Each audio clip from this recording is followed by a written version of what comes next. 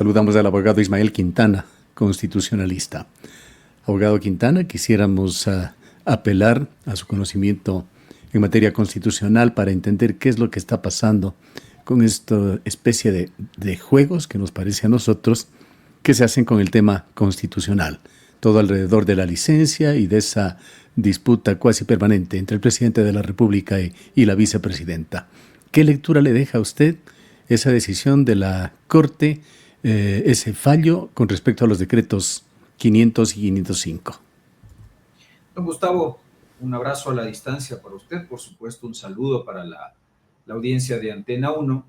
Le agradezco siempre la deferencia que tiene para invitarme a conversar de estos temas que en muchas ocasiones resultan ser un tanto complejos, incluso no logran ponernos de acuerdo a los propios abogados que nos dedicamos a hacer este tema todos los días.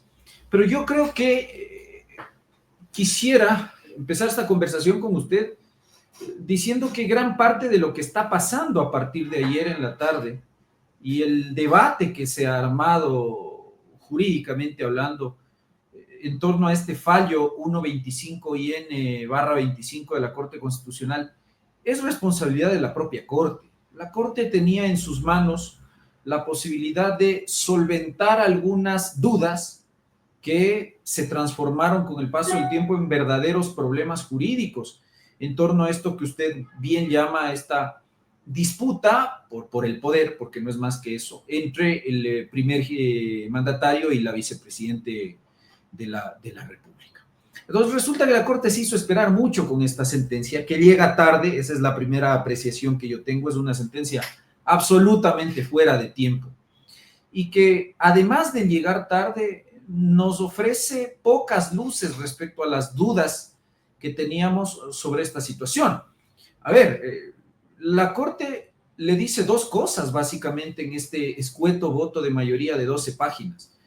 Y la Corte le dice, primero, respecto de la sucesión presidencial, lo que ocurre es que esta sucesión opera ipso iure, de pleno derecho, le dice al presidente. Entonces, presidente, usted ha violado el artículo 146 de la Constitución, básicamente no porque usted le encargó la vicepresidencia de la República a la señora Yelibert, sino porque usted encargó la presidencia de la República por la vía del decreto ejecutivo, cuando, dice la Corte, el mecanismo de reemplazo está expresamente previsto en la Constitución y opera de pleno derecho, es decir, sin la necesidad de que haya un decreto ejecutivo de por medio. Entonces la Corte le dice, bueno, de conformidad con el 146 de la Constitución, cuando se produce un caso de ausencia temporal o definitiva por parte del jefe del Estado, no es necesario emitir un decreto ejecutivo para materializar, para hacer efectiva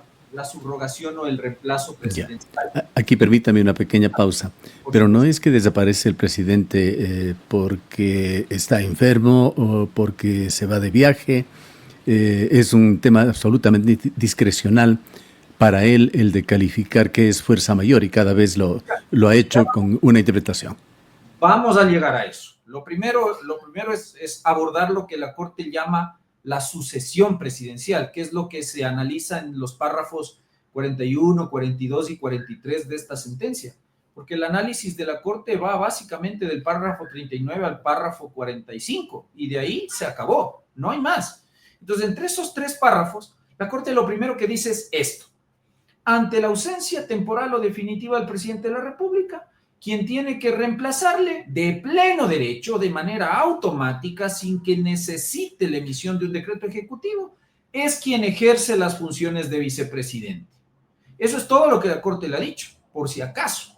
Y punto número 2, en los párrafos 44 y 45, la Corte le indica al jefe del Estado y les dice a los demandantes que no tiene competencia para entrar a analizar o a calificar la real ocurrencia de las circunstancias fácticas. Estas son las palabras que usa la Corte en estos párrafos, que le llevaron al presidente Noboa a emitir los decretos ejecutivos 500 y 505, mediante los cuales se invocó el tema del proceso electoral, propiamente la campaña y la asistencia al debate presidencial, como razones de fuerza mayor para haberse ausentado del cargo. Pero permítame nuevamente un pequeño paréntesis, pero insinúa de que el tribunal, el Tribunal Contencioso Electoral es el que debería evaluar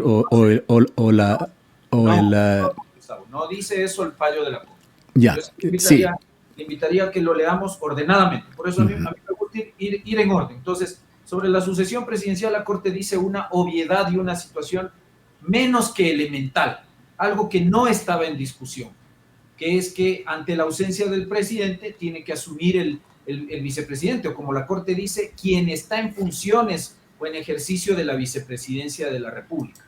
Sobre el tema de la fuerza mayor, que recuerde usted, en todos estos decretos, el presidente de la República lo que dijo es que básicamente la campaña electoral implicaba un caso de fuerza mayor imposible de resistir y que por esa razón él se ausentaba del cargo. Ojo, no son mis argumentos, estoy básicamente parafraseando lo que el jefe del Estado dijo en estos decretos ejecutivos. Frente a esto, la Corte elude entrar a calificar, no nos contesta el problema jurídico que se planteó respecto a si hacer campaña electoral entra dentro del concepto o de la noción jurídica de fuerza mayor. La Corte dice que no tiene competencia para entrar a analizar aquello. Lo único que hace es recordarle al presidente que los eventos de fuerza mayor o de caso fortuito significan circunstancias irresistibles. Son eventos imprevistos que hacen que el presidente se vea impedido momentáneamente de ejercer el cargo, pero se queda ahí. Es decir, otro problema jurídico más sin resolverse, porque aquí tenían que dilucidarse dos cosas, don Gustavo. La primera, no quién tiene que reemplazar a Noboa ante ausencia temporal o definitiva, sino sencillamente si es que el encargo que Daniel Noboa le hizo a la señora Gelibert en el decreto 494 podía darse entendiendo que Verónica Abad todavía estaba en funciones. Y sobre eso la Corte no se pronuncia, y no se pronuncia por una razón fundamental que está expresamente establecida en el párrafo 37 de la sentencia, que es que la Corte inadmitió la demanda de inconstitucionalidad contra el decreto 494 al entender que se trata de un acto administrativo con alcance individual y que por lo tanto escapa al ámbito del control de constitucionalidad vía acción de inconstitucionalidad. De hecho, el voto salvado de Enrique Herrería reconoce que este acto ya fue impugnado por la señora Abad a través de una acción de protección y que el Tribunal de Garantías Penales de acá de Quito la semana pasada le negó en sentencia de primera instancia la acción de protección. Entonces, ese primer problema la Corte esquiva resolver. Y el segundo problema, que era fundamental dilucidar, es si el argumento de me voy a hacer campaña y eso implica un caso de fuerza mayor era o no contrario a la Constitución, y la Corte evade responder eso frontalmente. Ahora usted dígame una cosa, esquiva también tratar el caso, la situación específica en la que ha incurrido la secretaria de la Administración, Cynthia Gelibert. Efectivamente, como le digo, la Corte no se pronuncia sobre el decreto 494. Recuerde usted que en el decreto 494 el presidente le encarga a la señora Cynthia Gelibert, secretaria de la Administración Pública, la vicepresidencia, asumiendo el gobierno, asumiendo el presidente propiamente, que la señora Abad, que es la titular de la vicepresidencia, al no haberse presentado en Turquía, se ha ausentado temporalmente del cargo. Ese decreto, que realmente es el origen de todos los problemas, no fue analizado por la Corte, porque la Corte inadmitió la demanda de inconstitucionalidad contra ese acto. Y, como le estoy diciendo, también un tribunal de garantías penales de acá de Quito ha desestimado la acción de protección que Abad planteó contra ese y otros decretos, indicando que no hay violación de derechos. Entonces, lo primero que hay que concluir de esto, aparte de poder señalar con toda claridad y frontalidad que el fallo de la Corte es muy pobre y que no resuelve ninguno de los problemas jurídicos planteados, es que el decreto 494 está vigente y que entonces, a la luz de lo que la Corte ha dicho en esta sentencia de mayoría, de que ante ausencia temporal del presidente o definitiva, le debe subrogar sin ningún acto de por medio, de pleno derecho, quien ejerce la vicepresidencia. Y si al día de hoy el decreto 494, que insisto, no ha sido dejado sin efecto, determina que la vicepresidencia está ocupada temporalmente, no por Abad, sino por la señora Yeliver, la respuesta es que quien deberá asumir la presidencia en ese contexto es la señora Yeliver. Es absolutamente falso, don Gustavo, que la Corte haya dicho que la presidencia la debe asumir la señora Abad. Eso no lo dice en ningún párrafo de la sentencia. Y ahora, un tema que usted topaba, el asunto contencioso electoral o el tema de las infracciones electorales. Exactamente, permítame, y porque evidentemente no soy una persona calificada para hablar de estos temas de constitucionalidad, pero trato de preguntarle como un ciudadano y también como un comunicador.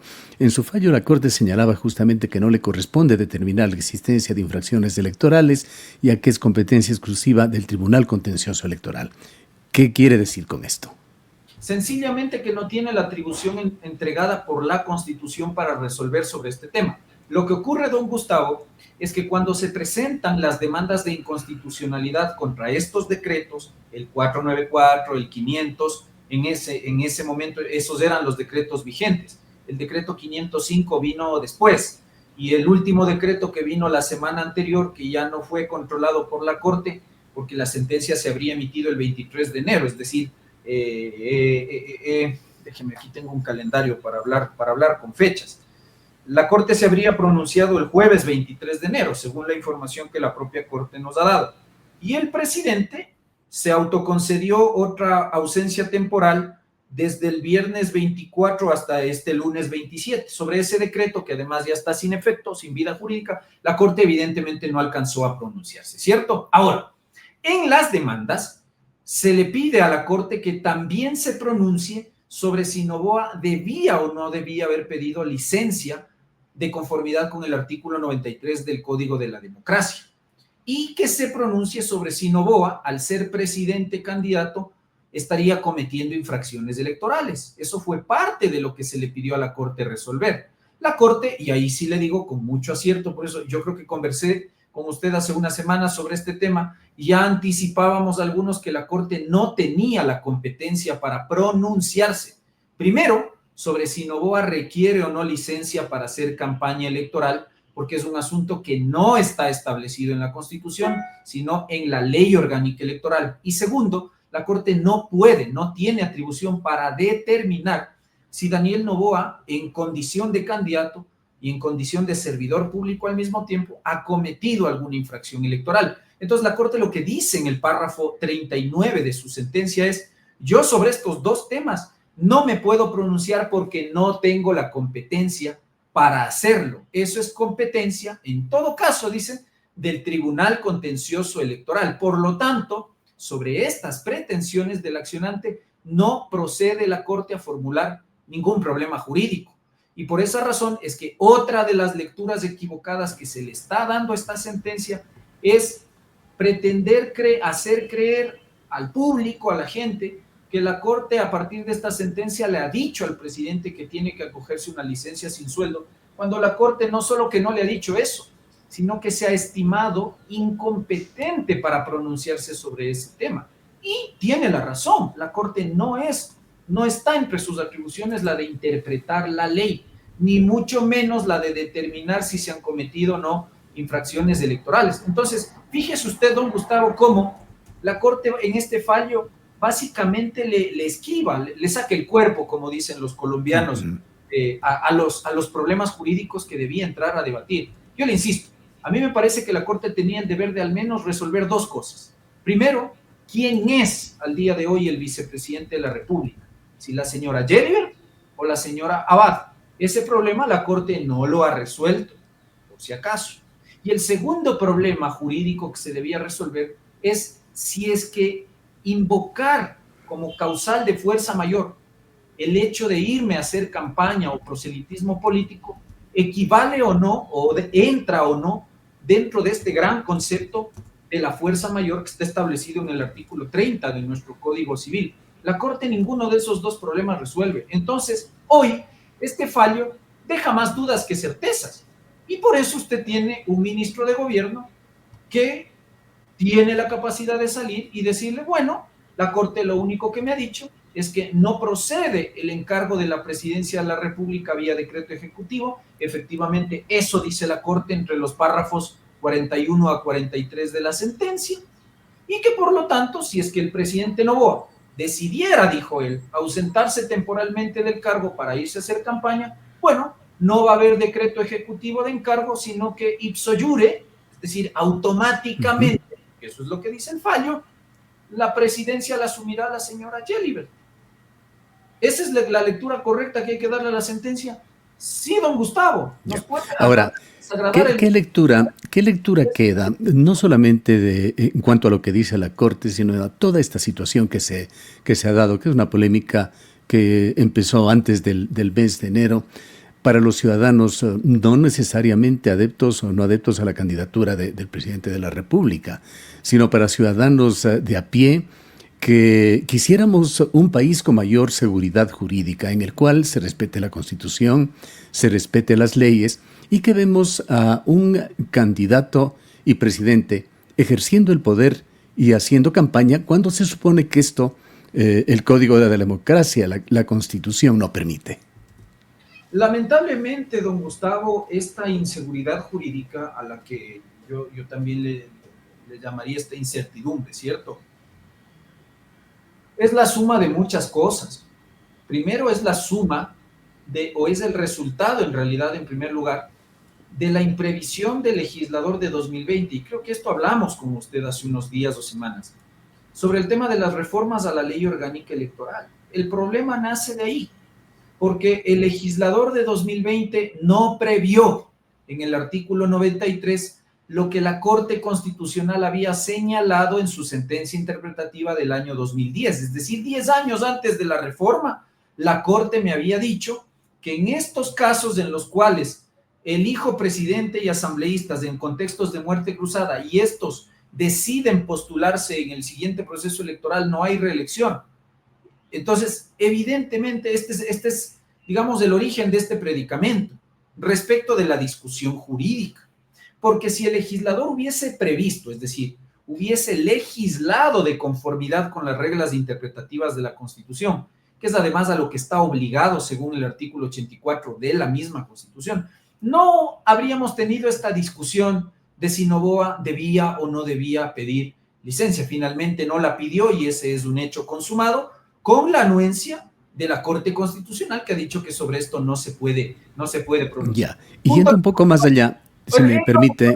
Déjeme concluir. En lo político, brevemente, evidentemente la génesis de esto nace de un mal escogitamiento que hace el propio presidente Noboa.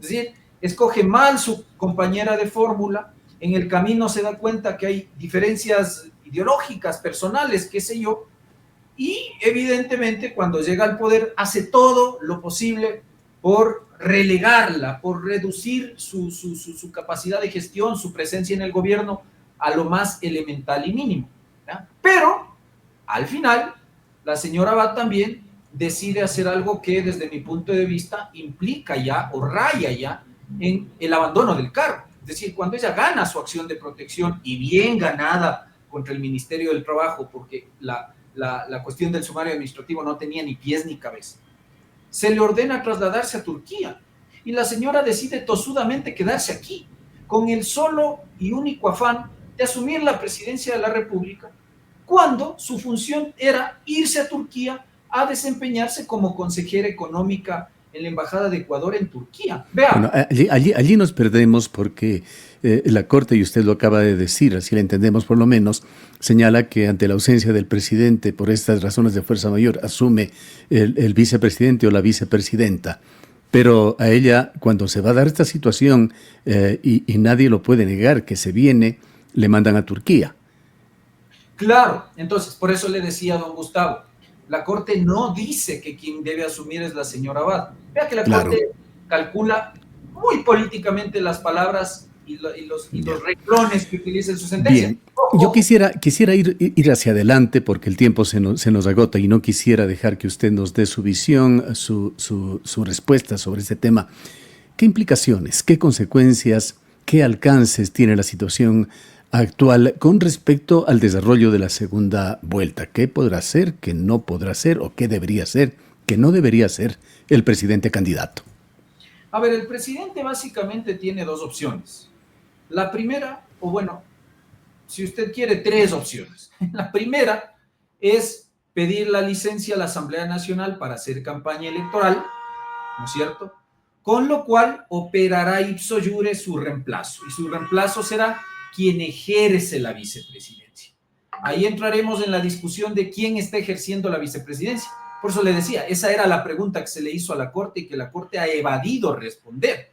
Entonces, mientras el decreto ejecutivo 494 esté vigente, quien ejerce la vicepresidencia hoy es la señora Cynthia Gelibert. ¿Sabe quién puede terminar con la vigencia de ese decreto? La señora Abad.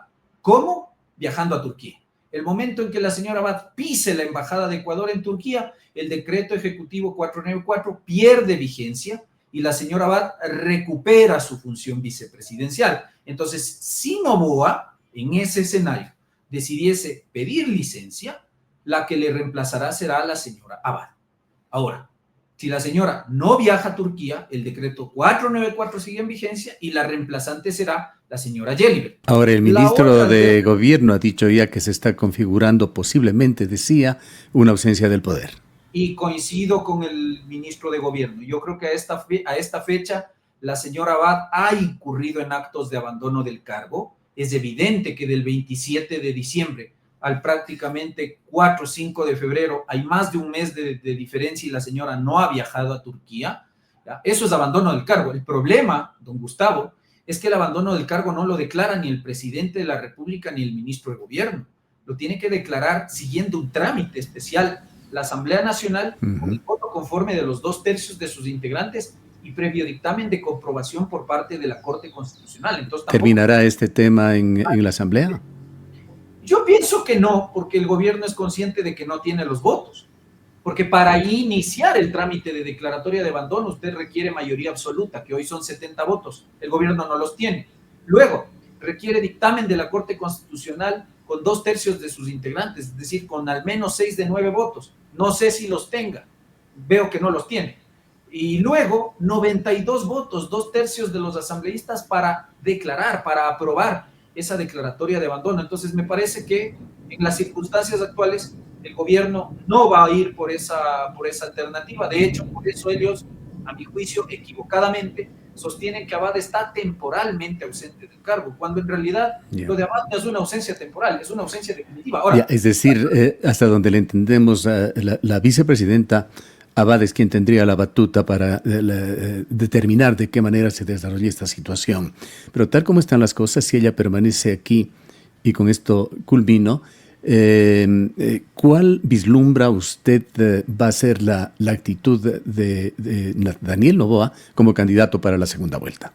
Pienso que las cosas no van a cambiar mucho de cómo hemos visto la campaña en la primera vuelta. Me refiero a que el presidente no va a pedir licencia a la Asamblea Nacional. Usted conoce perfectamente cuál es mi posición jurídica. El presidente, a mi juicio, no necesita pedirle la licencia a la Asamblea Nacional. De esto hemos hablado largo y tendido, así que no hace falta volver sobre lo mismo. Pero ya que él decide no pedir licencia, entonces yo creo que se va a manejar en esta tónica de ser presidente de lunes a viernes y ser candidato de viernes en la tarde a domingo en la noche. La diferencia estará en que a partir de esta sentencia de la Corte, el presidente ya no va a emitir decretos ejecutivos de encargo de la presidencia, sino que operará, como ha dicho la muy generosa Corte Constitucional, operará de pleno derecho. Quiere decir que sin ningún decreto de por medio, el señor Noboa se irá a hacer campaña, si es que, por ejemplo, pensemos en una segunda vuelta electoral, y la señora Gelibert, mientras la señora Abad siga tosudamente aquí en el Ecuador, no tome un vuelo a Turquía, la señora Gelibert será la presidente de los fines de semana mientras concluya la campaña electoral. Es decir, va a seguir siendo lo mismo, solo que sin decretos ejecutivos. Gracias, doctor Quintana. A usted, don Gustavo. Muchas gracias. Declaraciones del abogado Ismael Quintana, constitucionalista.